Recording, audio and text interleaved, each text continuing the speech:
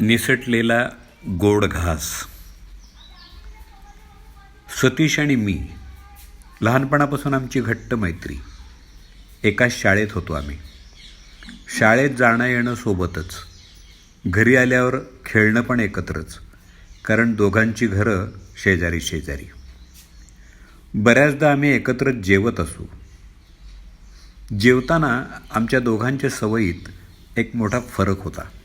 तो म्हणजे ताट वाढल्यावर ताटातला आवडता पदार्थ मी आधी खात असे आणि बाकी गोष्टी नंतर.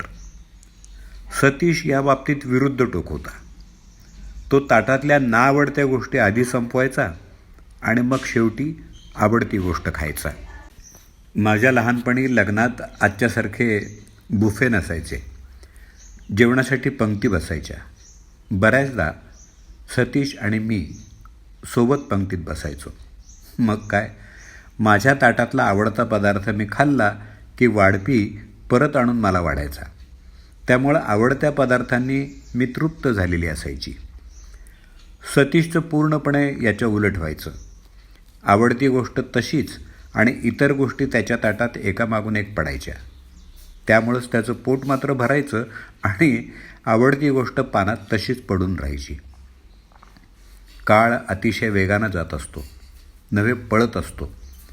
पुढं आमच्या दोघांचे रस्ते बदलले. मी मेडिकलला आले आणि डॉक्टर झाले. तो पुढं BE झाला. नंतर आमच्या भेटीगाठी तेवढ्या काही राहिल्या नाहीत. आज ही गोष्ट आठवायचं कारण, खूप दिवसांनी सतीश भेटला. काहीसा उदास वाटला. मला म्हणाला, तू नेहमीसारखीच हसतमुख दिसतेस. लहानपणी ताटातलं गोड खाऊन हसणारी तशीच. गप्पांमध्ये त्यानं सांगितलं की 3 वर्षापूर्वी एका रोड ॲक्सिडेंटमध्ये त्याचा मुलगा गेला. फार धक्का बसला.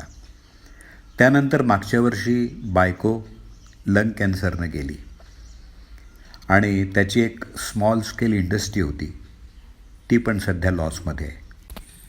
थोडक्यात फिनान्शियल क्रिसिसमध्ये होता तो. जाताना मला म्हणाला, लहानपणापासून ताटातली आवडती गोष्ट मी त्याच वेळेला न खाता नंतर खाऊ या मनस्थितीत असायचो. त्यामुळंच आयुष्यात पण चांगल्या गोष्टी माझ्या वाट्याला लवकर न येता अडचणीच आधी आल्या. आकर्षणाचा एक सिद्धांत आहे विज्ञानामध्ये. आपण ज्या गोष्टींची कल्पना करतो, ज्याची आपल्याला आवड असते, त्या गोष्टी एकामागोमाग एक घडत जातात. तसंच प्रत्येक क्षण त्याच वेळेला आपल्याला जगता यायला पाहिजे, त्याचा आनंद घेता यायला पाहिजे. भविष्याची काळजी करत बसलो तर तो क्षण व्यर्थ जातो.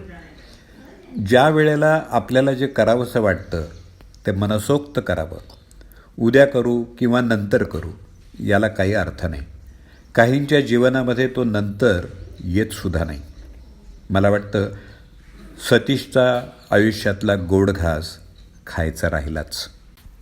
लेखिका डॉक्टर शैला पवार.